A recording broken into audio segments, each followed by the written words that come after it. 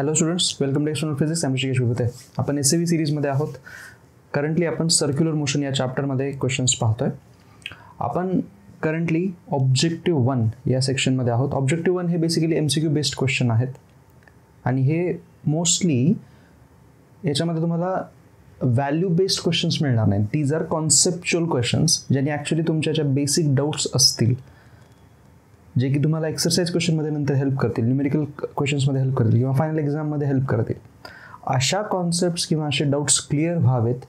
और तुम्हाला जर हे डाऊट्स कधी आलेले नसतील तर ते डाऊट्स पण जनरेट व्हावेत, यासाठी हे प्रश्न बनवले गेलेले आहेत. ठीक आहे. सो हे क्वेश्चन्स ट्रायआउट केले पाहिजेत.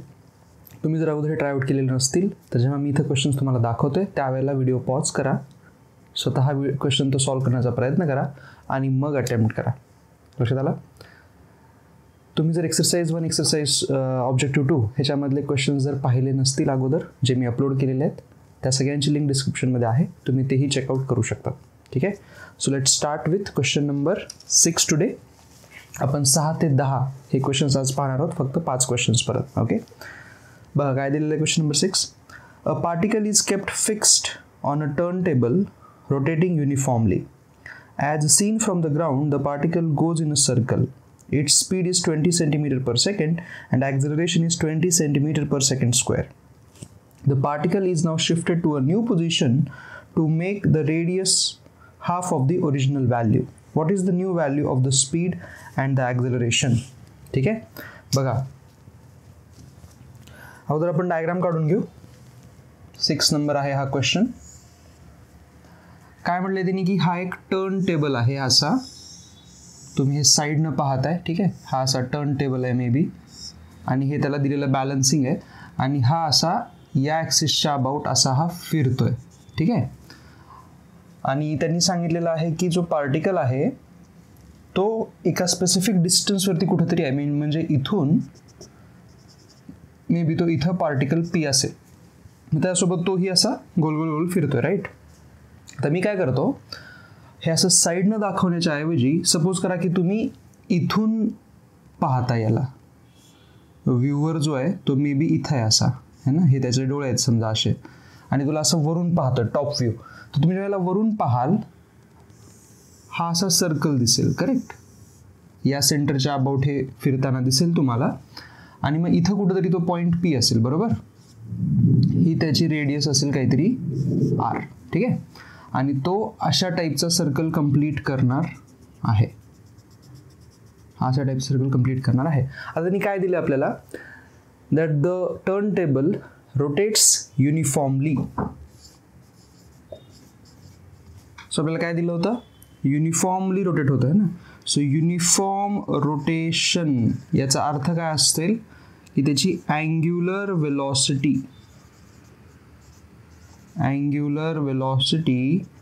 कॉन्स्टंट आहे, किंवा अँग्युलर ॲक्झलरेशन जे असतं, अँग्युलर ॲक्झलरेशन ते 0 आहे. अल्फाची व्हॅल्यू 0 आहे. ठीक आहे. म्हणजे ओमेगा टाईमनुसार बदलणार नाही आहे. ओके. आता काय दिलेलं आहे त्यांनी की या पॉईंटला त्याची जी लिनियर वेलॉसिटी होती, the linear velocity V, it was 20 centimetre per second असं दिलेलं होतं, आणि ॲक्झलरेशन जे होतं ते 20 सेंटीमीटर पर सेकंड स्क्वेअर दिलेलं होतं. राईट.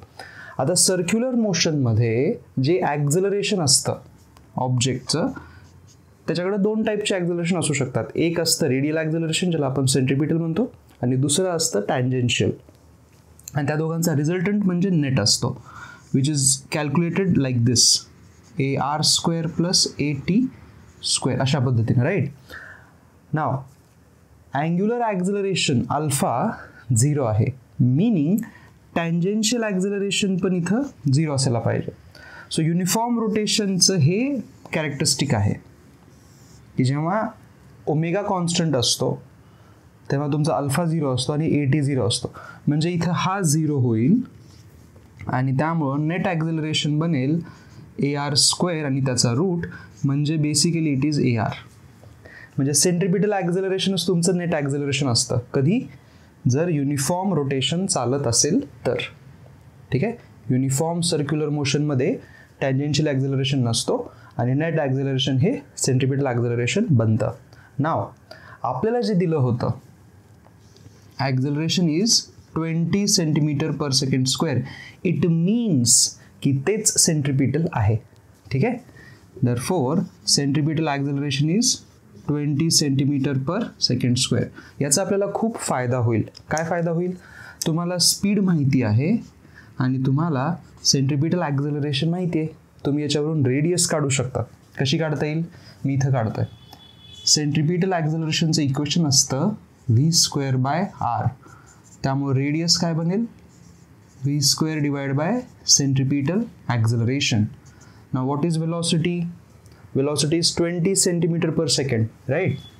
ह्याला एसआय युनिटमध्ये कन्वर्ट करायचं असेल करू शकतात, किंवा सेंटीमीटर पर सेकंडमध्ये ठेवायचं तरी ठेवा, बट युनिट लिहून मग ठेवा. ठीक आहे. So 20चा square centimetre per second, त्याचा पण स्क्वेअर होईल अशा पद्धतीनं. ठीक आहे. आता सेंट्रिपिटल ॲक्झलरेशन किती आहे? 20च आहे number, but centimetre per second square. बघा काय काय कॅन्सल झालं? सेंटीमीटर स्क्वेअर कॅन्सल झाला, 1 सेंटीमीटर पण कॅन्सल झाला. ठीक आहे. आणि इथं 400/20 किती राहिलं? 400/20 is again 20. So the radius will be 20 centimetre. बघा ही आपल्याला रेडियस मिळालेली आहे. लक्षात आलं? ओके. आता त्यांनी काय म्हटलेलं आहे क्वेश्चनकडे जाऊयात. What they are asking is की जर हा पार्टिकल नवीन पोझिशनला शिफ्ट केला जिथं रेडियस ओरिजिनलच्या अर्धी होते, तर त्यावेळेला स्पीड आणि ॲक्झलरेशनचं नवीन व्हॅल्यू काय असते? थोडंसं हे कट करून घेऊया. तिथं रेडियस जी 20 होती ती आपल्याला हाफ करायची आहे. म्हणजे जो पार्टिकल अगोदर इथं फिरत होता तो आता इथं फिरणार आहे असा या सर्कलमध्ये. ठीक आहे. त्याची ही जी नवीन रेडियस असेल r' ती असणार आहे 10 सेंटीमीटर असं ते म्हणतात. ते विचारतायत की आता लिनियर वेलॉसिटी काय असेल. ठीक आहे. नाव एक खूपच महत्त्वाची कॉन्सेप्ट इथं. हे जे दोन पोझिशन्स आपण दाखवल्या P आणि may be he Naveen position आहे इथं Q. P आणि Q हे दोन्ही पोझिशन्स त्याच टर्न टेबलचे पार्ट आहेत. ठीक आहे. तर मग या दोन पोझिशनची लिनियर वेलॉसिटी आणि अँग्युलर वेलॉसिटी या दोघांमध्ये आपल्याला रिलेशन सांगणं जरुरी आहे इथं. तर ही एक कॉन्सेप्ट लक्षात ठेवा तुम्ही नेहमीसाठी. This will be always helpful for you. For a rotating object,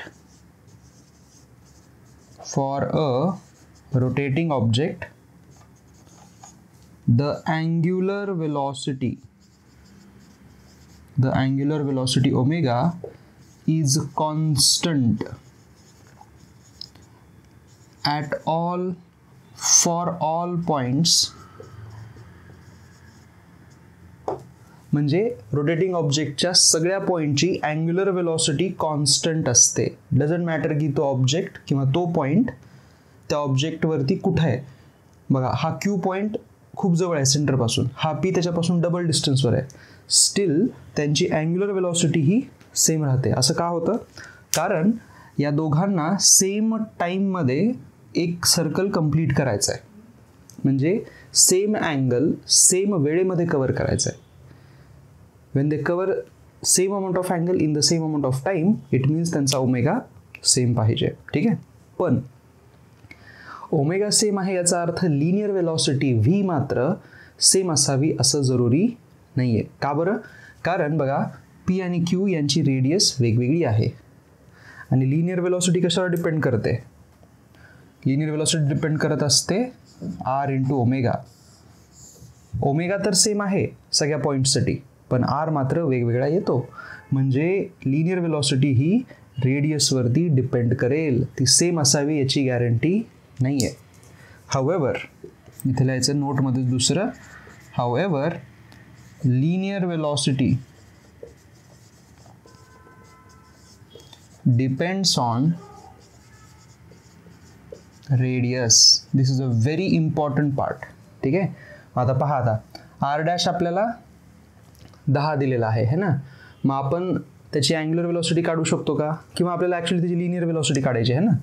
तर मग आपण इथं v' नाव देऊ या पॉईंटची. ठीक आहे. ह्या पॉईंटची लिनियर वेलॉसिटी आपण v' नाव देऊ. सो v' काय बनेल? r' × omega. r' ची व्हॅल्यू आपण 10 सेंटीमीटर लिहू. ठीक आहे. बट व्हॉट अबाउट ओमेगा है ना. हा ओमेगा कुणाचा आहे? क्यू पॉईंटचा, पण पी पॉईंटचा पण ओमेगा सेमच आहे ना, ठीक आहे. सो आपण ओमेगाला रिप्लेस करूयात इथून. बघा, फॉर पॉइंट पी ओमेगा काय असेल, it's linear velocity upon radius, बरोबर. लिनियर वेलोसिटी किती होती याची बघा बरं, पीची लिनियर वेलोसिटी होती 20 सेंटीमीटर पर सेकंड आणि त्याची रेडियस किती होती 20 सेंटीमीटर आलेली. हा झाला ओमेगा, तो इथं टाकून द्या. हे 10 सेंटीमीटर आलं आणि ओमेगाच्या दोघांचा ओमेगा सेम आहे त्यामुळे, बरं का. सो हे 20 centimetre per second by 20 centimetre. पहा, सेंटीमीटर आणि सेंटीमीटर कॅन्सल, हा 0 आणि 0 कॅन्सल, हा 2 या 20 सोबत कॅन्सल होऊन 10 सेंटीमीटर पर सेकंड असं शिल्लक राहील. म्हणजे क्यू पॉईंटची लिनियर वेलॉसिटी 10 येते. पीची किती होती 20, याची किती आहे 10. अर्धी का झाली, कारण रेडियस अर्धी झाली. तुम्ही असंही लक्षात ठेवू शकता. It depends on the radius ना, it depends on the radius. Radius अर्धी तर लिनियर वेलॉसिटी पण अर्धी. पण ठीक आहे, आता आपल्याला ॲक्झलरेशन पण काढायचं होतं, तर ते मी इथं कॅल्क्युलेट करतो आता, ठीक आहे.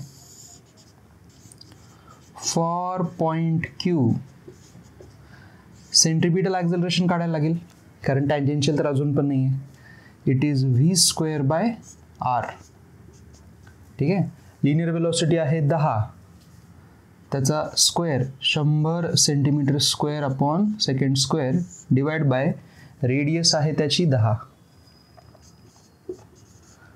सो इट इज, हे एक 0 cancel, 10 centimetre per second square आलं लिनियर ॲक्झलरेशन. म्हणजे लिनियर ॲक्झलरेशन पण अर्ध झालं आणि वेलोसिटी पण. बघा, लिनियर ॲक्झलरेशन किती होतं अगोदरचं, इथं आहे ना 20 होतं बघा. सो लिनियर ॲक्झलरेशन पण अर्ध झालं, लिनियर वेलॉसिटी पण अर्धी झाली, अँग्युलर वेलॉसिटी सेम राहिली. हे पूर्ण सिच्युएशन लक्षात आले. So what I should do is, हे तर तुम्ही लिहूनच घ्या, आपण ह्याची एक नोट क्रिएट करू, म्हणजे त्यांनी तुम्हाला नेक्स्ट कधी जर असा क्वेश्चन आला तर सोपं जाईल, ठीक आहे. तर नोट आपल्याला अशी लिहायची, पहा इथं नोट अशी लिहायची. पहा, मी काय करतोय, तो टर्न टेबल परत एकदा दाखवतोय, ठीक आहे. आणि त्याच्यामध्ये 2 सर्कल दाखवतोय, हे असे, ओके. हे असे 2 सर्कल दाखवतोय, ओके. हे रेडियस R1 देऊयात, हे रेडियस R2 देऊयात, ओके. तर इथली वेलॉसिटी आपण V1 देऊयात, इथली वेलॉसिटी V2 देऊयात, ह्या 2 पार्टिकलची A आणि B साठी. कळतंय, ओके. आता नोट अशी आहे, angular velocity of A and B is equal. म्हणजे अँग्युलर वेलॉसिटी दोघांची सेमच येते, ठीक आहे. पण लिनियर वेलॉसिटीचा जो रेशो आहे V1 अपॉन V2 तो डिपेंड करतो रेडियसच्या रेशोवरती. तुम्हाला हे एक लक्षात ठेवायचं आहे, ओके. आणि सेंट्रिपिटल ॲक्झलरेशनचा ratio AR1 divide by AR2 तो पण रेडियसच्या रेशोला डायरेक्टली प्रोपोर्शनल असतो. बघा, हे 2 महत्त्वाच्या नोट तुम्हाला लक्षात ठेवायला लागतील. कळतंय. मग ही जर नोट तुम्हाला माहीत असते अगोदर तर किती इझिली हा प्रश्न आपण सॉल्व करू शकलो असतो, ठीक आहे. काय काय दिलं होतं, या पॉईंटचं वेलॉसिटी 20 सेंटीमीटर पर सेकंड, मग याचं रेडियस अर्ध व्हायला आहे, मग स्पीड पण अर्धी ह्या इक्वेशननुसार. सिमिलरली सेंट्रिपिटल ॲक्झलरेशनचं इथं होतं 20, इथं आलं असतं 10, तेच. कळतंय. असं हे थोडंसं फास्ट करता येऊ शकतं. I will not tell you की हे मॅन्डेटरी आहे लक्षात ठेवणं, पण लक्षात राहिलं तर वेल अँड गुड, ठीक आहे. जर कधी लक्षात राहत नसेल हे, तर तुम्ही डिराईव्ह पण करू शकतात. कसं डिराईव्ह करता येतं, V is equal to R omega असतो, हे माहिती आहे आपल्याला. Since V is equal to R omega, therefore V is proportional to radius. आणि या प्रपोर्शनॅलिटीवरून आपल्याला हे काढता येतं. सिमिलरली सेंट्रिपिटल ॲक्झलरेशनचं इक्वेशन आहे R ओमेगा स्क्वेअर, है ना. मग जर ओमेगा सेम असेल तर centripetal acceleration again proportional to radius. बघा, प्रपोर्शनॅलिटी आली की तुम्हाला असा रेशो सांगता येतो. एवढं तर हे तर पाठच असतं आपल्याला, इथून हे डिराईव्ह करता येऊ शकतं. कळलं? सो तुमच्या नोटबुकमध्ये हेही गेलं पाहिजे. ओके, लिहून घ्या. पुढचा प्रश्न पाहू. क्वेश्चन नंबर 7 बघा, खूपच सुंदर प्रश्न आहे हा. Water in a bucket is whirled in a vertical circle with a string attached to it. The water does not fall down even when the bucket is inverted at the top of its path. We conclude that in this position. Options आहेत mg आणि mv²/r ज्या रिलेशनमध्ये. एक म्हणतोय की दोघं equal आहेत, एकामध्ये mg मोठा आहे म्हणतायत, तिसऱ्यामध्ये म्हणतायत mg is not greater than mv²/r, आणि डी मध्ये म्हणतायत mg is not less than mv²/r. ठीक आहे, बघूयात काय म्हटलेलं आहे. क्वेश्चन नंबर 7 आहे. ठीक आहे, तर हा असा सर्कल कंप्लीट केला जातोय त्या बकेटनी, वर्टिकल सर्कल कंप्लीट केला जातोय बरं का. हा असा तो सर्कल आहे, हे सेंटर असेल त्या सर्कलचं, आणि इथं आहे तो बकेट. ठीक आहे, here it is the bucket. हे असं त्याची कडी आहे मे बी, आणि त्या कडीला आपण असं एक दोरी लावून फिरवतोय, राईट. हे असं फिरवतोय आपण त्याला, आणि याच्यामध्ये पाणी आहे. हे असं ब्ल्यू कलर जे दिसतोय तुम्हाला, दॅट इज वॉटर. ठीक आहे, आता ते काय म्हणतायत की याच्यामध्ये जे पाणी भरून ठेवलेलं आहे ते पडत नाही आहे खाली. They are saying the water doesn't fall. Okay, आता याच्यावरती लागणारे फोर्सेस कोणते आहेत? कोणावरती लागणारे फोर्सेस? त्या पाण्यावरती लागणारे. ठीक आहे, सो मी इथं पाणी असं सेपरेटली दाखवतोय बरं का, फक्त पाणी दाखवतोय मी. हे पाणी असं मी सेपरेटली दाखवतोय, त्याचं मास आपण m घेऊयात. आता या पाण्यावरती लागणारे फोर्सेस कोणते कोणते असतील? त्याला मास आहे स्वतःचं, म्हणजे ग्रॅव्हिटी खाली लागेल mg, राईट. टेन्शन फोर्स लागेल का या पाण्यावरती? विचार करा, दोरी पण लागलेली आहे ना, मग टेन्शन फोर्स लागायला पाहिजे का पाण्यावरती? पॉज करा थोडा व्हिडिओ, विचार करा. तर नाही. का बरं? कारण दोरी कनेक्टेड आहे बकेटला. पाण्याचा काय संबंध त्या दोरीसोबत? बरोबर. टेन्शन हा फोर्स आपण पुल करण्यासाठी वापरतो, तोही फक्त सॉलिड्सना. तो लिक्विडला कसं पुल करू शकेल? नाही करू शकत, राईट. जरी इथं कनेक्टेड असतात तरी पण टेन्शनचा काही यूजच झाला नसता, राईट. सो याचा काहीही संबंध नाही आहे. पण एक दुसरा फोर्स असू शकतो, ते म्हणजे हा पाण्याचा जो अप्पर सरफेस आहे तो या बकेटच्या कॉन्टॅक्टमध्ये आहे, आणि कॉन्टॅक्ट बघा कुठं बनला आहे? इथं वर बनला आहे. ठीक आहे, म्हणजे हे जे पाणी आहे या बकेटला असं वर पुश करू शकतं, आणि बकेटचं जे लोअर सरफेस आहे हा वाला सरफेस, त्याचा तळ म्हणजे तो पाण्याला असा खाली पुश करू शकतो. म्हणजे तो एक नॉर्मल फोर्स आपण इथं दाखवू शकतो बघा असा. तर हा आहे बाय बकेट. ठीक आहे, अजून तर दुसरा फोर्स याच्यावरती काहीही नाही आहे. पण बकेट जर सर्कलमध्ये जात आहे तर पाणी पण त्याच्यासोबत सर्कलमध्ये जातं, कारण त्यांनी काय म्हटलंय? Water doesn't fall out. पाणी बाहेर पडत नाही. जर हे बाहेर पडत नाही याचा अर्थ ते बकेट सोबत सर्कल कंप्लीट करत आहे असं म्हणता येईल ना, करेक्ट. जर ते त्यासोबत सर्कल कंप्लीट केला नसता तर खालून ओपन आहे, तिथून असं पाणी खाली पडलं असतं, पण आता असं होत नाहीये. याचा अर्थ the water content in the bucket is actually going in a circle. तो सर्कलमध्ये जातोय. It is doing a circular motion. आणि कोणताही ऑब्जेक्ट, कोणतीही एंटिटी जेव्हा सर्क्युलर मोशन करते, it means there is a centripetal acceleration. त्याच्या सेंटरकडे ते असतं. म्हणजे या बकेटला सेंट्रिपिटल ॲक्झलरेशन आहे डाऊनवर्ड. हे असं लक्षात येते, इट इज डाऊनवर्ड. मग डाऊनवर्ड डायरेक्शनमध्ये सेंट्रिपिटल ॲक्झलरेशन देण्यासाठी फोर्सेस कोण आहेत? नॉर्मल आणि mg हे दोघं आहेत, वर्टिकल आहेत बघा, आणि दोघंही डाऊनवर्ड आहेत. म्हणजे एकतर नेट फोर्स काय झाला आपल्याला ॲड करावा लागेल ना. नेट फोर्स काय झाला? n + mg हा झाला नेट फोर्स, आणि हा असेल डाऊनवर्ड, आणि सेंट्रिपिटल ॲक्झलरेशन पण डाऊनवर्डच आहे.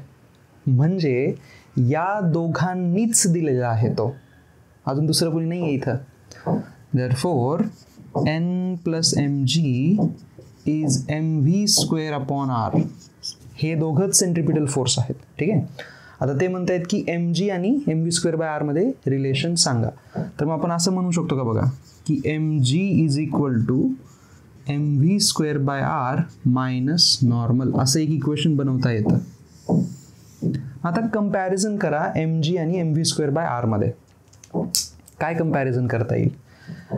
एवढं तरी म्हणता येईल ना की M V square by R मधून नॉर्मल फोर्स सबट्रॅक्ट केल्यानंतर एम जी बनतोय.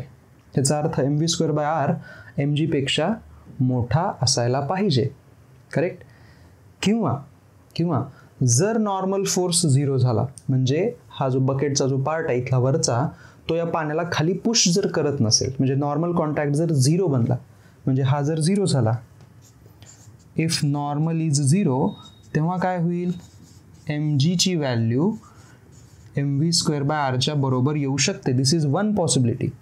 पण जर if normal is not equal to 0, तर मग एम जी हा लहान यायला पाहिजे एम व्ही स्क्वेअर बाय आरच्या. लहान का बरं म्हटलं मी? कारण याच्यामधून नॉर्मल सबट्रॅक्ट केल्यानंतर एम जी बनतोय. याच्यामधून हा सबट्रॅक्ट केल्यानंतर हा बनतोय, म्हणजे हा डेफिनेटली मोठा पाहिजे.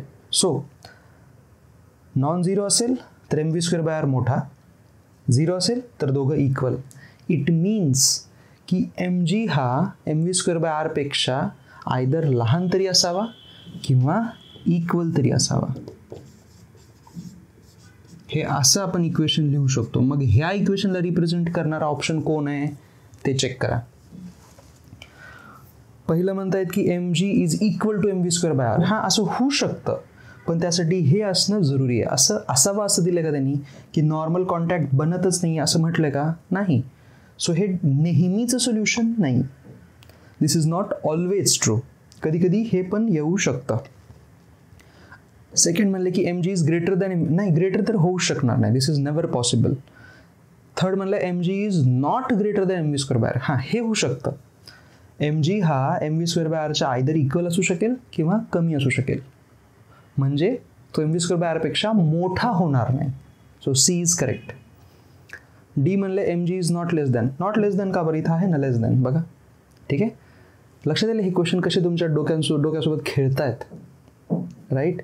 दे try to play with you. नवीन इक्वेशन काही बनवत नाही होत आपण, हे माहिती आहे आपल्याला. न्यूटन्स लॉमध्ये आपण हे करतो, पण just look at the options, आणि त्यामुळे क्वेश्चन्स महत्त्वाचे आहेत. ठीक आहे, लिहून घ्या. याचा आन्सर बनेल सी. ठीक आहे, 8वा प्रश्न बघू. क्वेश्चन नंबर 8 बघा. A stone of mass m is tied to a string of length L and rotated in a circle with other end of the string as the center. The speed of the stone is v. If the string breaks, the stone will move. हे तुम्ही घरी actually करून पहा. असं हातामध्ये एक दोरी पकडा, त्याला एक स्टोन लटकवा आणि असं असं असं असं असं गोल गोल गोल गोल गोल फिरवा. ठीक आहे, आणि एका सडनली एका पॉईंटला मे बी ती दोरी तुटते, किंवा तुम्ही जिथं तो स्टोन त्याच्यात चिटकवलेला आहे त्या स्टोनसोबत ते पॉईंट ब्रेक होतो, असं काहीतरी होतं. तो स्टोन नंतर त्या सर्कलमध्ये म्हणजे त्या थ्रेडपासून वेगळा झाला पाहिजे समहाऊ. ठीक आहे, और असं जर फिरवता तुम्ही हातातून दोरी पण सोडून देऊ शकतात. That is also one thing. ह्या सगळ्यांचा रिझल्ट सेमच येतो. तो स्टोन आता सर्कलमध्ये जाणार नाही, कारण टेन्शन फोर्समुळे तो सर्कलमध्ये जात होता. तुम्ही तोच रिमूव्ह केला आहे. The moment it breaks, the moment you release it, tension 0 होतं. So there is no centripetal acceleration. मग आता त्याची वेलॉसिटी कशी असेल त्या डायरेक्शनमध्ये तो जाईल, and that is tangential. So tangential डायरेक्शनमध्ये तो स्टोन जायला पाहिजे along the tangent. That is C option. कळलं? ठीक आहे, त्याच्यासाठी तुम्हाला डायग्राम जर हवी असेल तर ते तुम्ही इथं काढू शकतात. मी इथं काढतो. हे जर असं असेल, असा सर्कल त्याला करायचा होता मे बी. ठीक आहे, आणि मे बी या पॉईंटला असताना ही स्ट्रिंग अशी ब्रेक झाली, तर तो जो स्टोन असेल तो या डायरेक्शनमध्ये असा मूव्ह करायला पाहिजे. दिस विल बी द पाथ, कारण की वेलॉसिटी त्या इन्स्टंटला तिथं होती. ठीक आहे, जर स्ट्रिंग ब्रेक झाली नसती तर तो इकडे गेला नसता. ऑब्व्हियसली का गेला नसता? कारण ती स्ट्रिंग त्याला परत अशी ओढून इकडं आणते. पण आता तो फोर्स लावणारा जो स्ट्रिंग ही जी एंटिटी आहे तीच नाही आहे. मग तो का परत येईल? तो का वर येईल? तो जाईल आपापल्या सरळ रेषेमध्ये. ठीक आहे, ओके. सो 18चा आन्सर सी यायला पाहिजे. क्वेश्चन नंबर 9 बघा स्क्रीनवरती दिसतोय. अ coin placed on a rotating turn table just slips if it is placed at a distance of 4 centimetre from the centre. If the angular velocity of the turn table is doubled it will just slip at a distance of. खूपच सुंदर प्रश्न आहे हा. त्यांनी म्हटलेलं आहे की एक पार्टिकल आहे जो ओमेगानी फिरतोय हा पार्टिकल टेबल आणि 4 सेंटीमीटरवरती तो जस्ट स्लिप होतोय. हे 4 सेंटीमीटरवरती आहे आणि इथं असताना हा पार्टिकल जस्ट स्लिप होतोय. सगळ्यात महत्त्वाची गोष्ट आता इथे लक्षात आली पाहिजे, हा ठेवलेला ऑब्जेक्ट त्या टर्न टेबलवरती सर्कलमध्ये फिरतोय. का फिरतोय तो, त्याला अवेलेबल फोर्सेस कोणते आहेत. आता सपोज करा की ही जी डायरी आहे that is the turn table आणि ह्याच्यावरती हे इथं आपण एक कॅप ठेवलेली आहे ना पेनची आणि मी या टर्न टेबल असं फिरवतोय. सो यू कॅन सी की ती कॅप त्याच्यासोबत गोल गोल गोल गोल गोल गोल फिरते. राईट, हे दिसते तुम्हाला, है ना. सो द क्वेश्चन इज की या कॅपवरती लागणारे फोर्सेस कोण असतील की ज्यामुळं हा सर्कलमध्ये जातोय. तर या पोझिशनला समजा आपण एक फोटो काढला, हा सर्कलमध्ये जातोय, बट या पोझिशनसाठी नॉर्मल असं आहे, MG असं आहे, हे दोघे एकमेकांना कॅन्सल करतील. व्हर्टिकलमध्ये आहेत, हे व्हर्टिकलमध्ये आहेत आणि याचा सेंटर जो आहे तो इकडे आहे असा, म्हणजे याच्यावरती सेंट्रिपिटल ॲक्झलरेशन इकडं असलं पाहिजे. मग हे सेंट्रिपिटल ॲक्झलरेशन कोण दिलं, नॉर्मल आणि MG तर देऊ शकत नाहीत. Centripetal acceleration will be given by frictional force, the static friction. त्याशिवाय तो सर्कलमध्ये जाणार नाही. कळतंय. So that is important part. याच्यावरती फ्रिक्शनल फोर्स हा असा लागेल. ठीक आहे, म्हणजे frictional force is equal to mr² असं लिहावं लागेल. ठीक आहे. Now the thing is wording, ते म्हणतात की हा जस्ट स्लिप होतोय 4 सेंटीमीटरवरती ठेवल्यावरती. जस्ट स्लिप होतं याचा अर्थ काय झाला की त्या पोझिशनवरती जे फ्रिक्शन आहे ते थोडंसं इन्सफिशियंट आहे to keep the motion going. का बरं असं झालं, कारण स्टॅटिक फ्रिक्शन हा फिक्स नसतो, it is a self adjustable. Slipping जिथं होत आहे याचा अर्थ तिथं लिमिटिंग फ्रिक्शन लागत आहे, म्हणून हे झालं इक्वल टू μ×n असं तुम्ही चेंज करू शकता. आणि नॉर्मल फोर्स कोणाच्या बरोबर असेल, आत्ताच दाखवलं होतं MGच्या. So μ×mg is equal to mr². याच्यामध्ये m आणि m कॅन्सल होईल. इथून इक्वेशन काय बनेल पहा, therefore μ×g is equal to r². हे एक इक्वेशन बनेल आपल्याला. ठीक आहे, हे इक्वेशन मिळालं आपल्याला जस्ट स्लिपिंगवाल्या केससाठी, म्हणजे जिथं तो ऑब्जेक्ट स्लाईड व्हायला सुरू होतो त्यासाठी. ठीक आहे. आता ते काय म्हणतायत की आपण ह्याचा ओमेगा डबल केलेला आहे. ठीक आहे, ओमेगा डॅश आता नवीन angular velocity twice of omega आहे, ओरिजिनल वेलॉसिटीच्या डबल. ते म्हणतात की मग कोणत्या रेडियसवरती हा जस्ट स्लाईड व्हायला सुरू होईल, है ना. तर पहा, ही अगोदरची रेडियस किती होती, 4 सेंटीमीटर. राईट, तर मी इथे इक्वेशन बनवून लिहितो पहिल्या दिलेल्या सिच्युएशनसाठी. μ×g is 4 centimetre into ω². हे झालं पहिलं इक्वेशन. ते म्हणतात की आता नवीन ओमेगा हा डबल केलेला आहे, तर कधी स्लाईड होईल सांगा. नाव या इक्वेशनमध्ये ओमेगा तुम्ही बदलताय, that is okay. Will mu change because of that omega. इथं दिसतं असं की हे डायरेक्टली प्रपोर्शनल आहेत, पण विचार करा म्यू हा तर त्या ऑब्जेक्टचा सरफेस आणि टर्न टेबलचा सरफेस ह्याच्यावर डिपेंड करेल. तो तर तुम्ही नाही आहे बदलला. सो ओमेगा जरी बदलला तरी म्यू नाही बदलणार आणि जी तर युनिव्हर्सल कॉन्स्टंट आहे, म्हणजे for earth at least. So mu will remain the same, पण रेडियस विल बी r' आणि ओमेगाच्या जागी तुम्ही इथं 2 ओमेगा टाकून त्याचा होल स्क्वेअर लिहिणार, म्हणजे इक्वेशन बनेल μ×g इज r' इंटू 4 ओमेगा². ठीक आहे, पण μ×g काय होतं बघा इक्वेशन 1मध्ये, 4 centimetre into ω². So r' into 4 ω² आला. हे बघा, हा ω² आणि ω² कॅन्सल, मग r' किती आला बघा, हा 4 इकडं डिवाइड करा, 4 सेंटीमीटर बाय 4 इज 1 सेंटीमीटर. म्हणजे ज्या रेडियसवरती हा परत स्लाईड होईल ती 4 नसेल आता, it will be 1 centimetre where it will slide. का असं झालं? कारण तुम्ही ओमेगा डबल केला होता, मात्र म्यू नाही बदलला, म्यू तसाच ठेवलात. सो तो थोडासा जवळ जरी ठेवलात तरी आता स्लिप करायला लागेल. कळलं? So this is a very important question. हे काही इक्वेशन लक्षात ठेवण्यासारखं नाही आहे बरं का. हे फक्त स्लिपिंग स्टार्ट होईल असं जर म्हटलं तरच वापरता येतं. So it is a situation based equation. But what I would suggest की तुम्हाला हे तरी लक्षात राहिलंच पाहिजे. सिच्युएशन कळल्यानंतर पुढचं येऊ शकतं. ठीक आहे, लिहून घ्या. आपण 9 केला. आता शेवटचा क्वेश्चन आहे 10वा पुढचा, तोही पाहून घेऊ. खूपच सिंपल क्वेश्चन आहे बघा. Question number 10. A motorcycle is going on an over bridge of radius r. The driver maintains a constant speed. As the motorcycle is ascending on the overbridge, the normal force on it. बघा, खूपच सुंदर प्रश्न आहे. ह्याचं equation मी तुम्हाला देईन, तेही तुम्हाला लिहून ठेवायचं आहे. सोबत याचा रिझल्टही महत्त्वाचा आहे, जो त्यांनी ॲक्च्युली विचारलेला आहे तोच. ओव्हरब्रिज म्हणजे काय? आपले जे नॉर्मल ब्रिज असतात, हे अशा पद्धतीचे ब्रिज असतात बरोबर, त्या ब्रिजबद्दल बोलतायत ते. तर ह्याला आपण एक सर्क्युलर आर्क समजूयात. आणि ही जी मोटरसायकल आहे, पहा, ही अशी मोटरसायकल काढूयात आपण. ठीक आहे, let this be the motorcycle. ही अशी, ओके, हे असं काहीतरी आहे इथं. हे अशा पद्धतीनं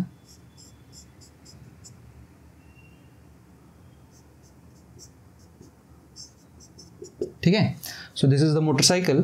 आता इथं कुठंतरी याचा सेंटर आहे असं इमॅजिन करू आपण या ब्रिजचा. ठीक आहे. सो इथं असताना हे बघा, ही झाली त्याची radius. This is the radius, right, this is the radius. So या मोटरसायकलवरती लागणारे फोर्सेस काय काय असतील? मी इथं आणि इथं नॉर्मल फोर्स जे लागायला पाहिजे, 2 ते दाखवत नाही, एकच सिंगल नॉर्मल फोर्स दाखवतोय, जो की असा असेल आउटवर्ड, राईट. mgचा फोर्स मी परत इथून दाखवतोय, तो असा असायला पाहिजे, करेक्ट. सपोज करू की हा अँगल त्यानं रेडियस सोबत बनवलेला थीटा आहे त्या मोमेंटला. मग जर हा थीटा असेल तर हा पण अँगल थीटा बनायला पाहिजे. बघा इथपर्यंत ठीक आहे का? ओके. आता इथं फ्रिक्शनल फोर्स पण असू शकतो, पण तो कसा असेल? पॅरलल टू द सरफेस असेल, म्हणजे या रेडियसला तो टँजंट असायला पाहिजे ना. आय थिंक माझी रेडियस जी आहे ती एवढी काही चांगली बनलेली नाही आहे. थोडंसं ॲडजस्ट करा याला, और मी थोडंसं नीट काढू शकतो. मे बी हे असं होईल, है ना. ओके, हा असा नॉर्मल कॉन्टॅक्ट फोर्स बनायला पाहिजे. ओके, ठीक आहे. आता क्वेश्चन हे काढून टाकू. फ्रिक्शनल फोर्सबद्दल थोडंसं बोललो होतो मी. फ्रिक्शनल फोर्स असा पॅरलल टू द सरफेस असायला पाहिजे, म्हणजे रेडियसला 90 डिग्री. त्याचं काहीही कॉन्ट्रीब्युशन सेंट्रिपिटलमध्ये येणार नाही. सो या सिच्युएशनमध्ये सेंट्रिपिटल ॲक्झलरेशन कुठं आहे? इकडं, या डायरेक्शनमध्ये. बघा, त्या सेंटरच्या अपोजिट डायरेक्शनमध्ये नॉर्मल आहे, म्हणजे याचं कॉन्ट्रीब्युशन येणार आहे सेंट्रिपिटलमध्ये. अजून कुणी आहे का ज्याचं येऊ शकतं? या लाईनवरती अजून कुणी दिसतं का आपल्याला? नाही. पण mg थोडंसं त्याच्या बाजूला आहे, त्याचा एक कॉम्पोनंट इकडं येऊ शकतो. आपल्याला थीटा अँगल पण माहिती आहे. The component value will be mg cos theta, right. So हे 2 फोर्सेस जे असतील ते स्वतःमध्ये काहीतरी खिचडी करून सेंट्रिपिटल ॲक्झलरेशन क्रिएट करतील या डायरेक्शनमध्ये. ठीक आहे. अगेन अ क्वेश्चन, हा फोर्स मोठा असेल का हा फोर्स मोठा असेल? इक्वेशन लिहायचं आहे. तर नेहमी सेंटरकडं असणारा फोर्स मोठा लिहायचा. सो याच्यामधून हा सबट्रॅक्ट करावा लागेल. मग आपण इथं लिहू शकतो की net force is nothing but mg cos theta minus normal. पण या नेट फोर्सचा पर्पज काय? It is to give centripetal acceleration. त्यामुळं mg cos theta minus normal is mv square by r असं आपण लिहू शकतो. इथून मग नॉर्मल काढायचं होतं ना आपल्याला. नॉर्मलला इकडे टाकून द्या, प्लस होईल, हा इकडं जाऊन मायनस होईल. हे पहा असं लक्षात येते. Minus mv square by r. याच्यावरती आपल्याला क्वेश्चन विचारलाय. ठीक आहे. क्वेश्चन काय म्हटलं आता? As the vehicle is ascending, जसं जसं व्हेकल असा वर जातोय तसं या नॉर्मल कॉन्टॅक्ट फोर्सचं काय होईल बाबा? आणि म्हटले की स्पीड कॉन्स्टंट आहे, म्हणजे हा जो पार्ट आहे हा वाला तो कॉन्स्टंट आहे, पण स्पीड सोडून बाकीचे जे 2 टर्म्स आहेत ते बदलत आहेत का? म्हणजे व्हेकल इथून असं इथंपर्यंत जातो, हे असं ट्रॅव्हल करतोय, तो रेडियस बदलते का? नाही. मास बदलते का? नाही. म्हणजे this entire thing is actually constant. ठीक आहे. नंतर हा mg आहे तो पण कॉन्स्टंट आहे बघा. मग काही बदलते की नाही? तर बदलतं. कोण? Cos theta, because theta is changing. See, तो इथं असताना थीटाची थोडी मोठी व्हॅल्यू बनेल वर्टिकल सोबत, आणि जसं जसं हा वर जाणार आहे, असेंड करणार आहे, थीटा डिक्रीज होणार आहे. म्हणून as it ascends theta decreases, आणि थीटा डिक्रीज झाला की कॉसची अशी प्रॉपर्टी आहे की कॉस थीटा इन्क्रीज होत असतो. थीटा डिक्रीज झाला तर कॉस थीटा इन्क्रीज होतो. कसं? कॉस 90 असतो 0, पण कॉस 0 डिग्री असतो 1. बघा, अँगल कमी झाला तर कॉस वाढला ना, ते लॉजिक वापरायला होतं आपण. ठीक आहे. मग कॉस थीटा जर इन्क्रीज झाला याचा अर्थ ही पूर्ण टर्म इन्क्रीज होईल. ह्याच्यात तर काहीच बदल नाही, म्हणजे नेगेटिव्हवाल्यामध्ये काहीच बदल नाही, पण पॉझिटिव्हवाली टर्म मात्र इन्क्रीज व्हायले. याचा अर्थ नॉर्मल जो आहे तो इन्क्रीज झाला पाहिजे. ठीक आहे. That is your answer. So एकतर हे इक्वेशन लक्षात ठेवायचं आहे की थीटा अँगलला किती नॉर्मल बनतो. That is one equation that you need to remember, आणि त्याचा हा रिझल्ट पण तुम्हाला लक्षात ठेवायचा आहे. म्हणजे मोटरसायकल जर अशी वर यायला लागली, अशी इथून जर वर यायला लागली, तर नॉर्मल हळूहळू वाढत जाईल, इथं मॅक्सिमम बनेल, आणि परत असं जायला लागला की आता तो नॉर्मल कमी पण व्हायला लागेल. म्हणजे पहिल्यांदा इन्क्रीज होतो, मग डिक्रीज होतो. हे विचारलं नाही आहे, I am just giving you the idea. ठीक आहे. So normal should increase, A option असायला पाहिजे. 10व्याचं काय दिलं आहे? ए. कळलं? बघा, 5च प्रश्न आहेत, पण केवढं मोठे डिस्कशन्स होतात, किती साऱ्या कॉन्सेप्ट त्यातून क्लिअर होतात. राईट. सो तुमच्यावरती आहे की तुम्हाला कोणत्या क्वेश्चनमधली कोणती कॉन्सेप्ट नव्हती माहिती, आणि ती तुम्हाला लक्षात आल्यानंतर ती लिहून घ्यायची. तुम्हाला असं याच्यातून मॅक्सिमम थ्रूपुट काढून घेता येईल. ओके. या चॅप्टरवरती बेस्ड अजून जे व्हिडिओज मी टाकलेत त्या सगळ्यांची लिंक डिस्क्रिप्शनमध्ये आहे, तेही ट्राय आउट करा. तेही चांगले क्वेश्चन्स आहेत. आणि अजून दुसरे काही डाऊट्स असतील, you can always reach out to me. Thank you very much for watching.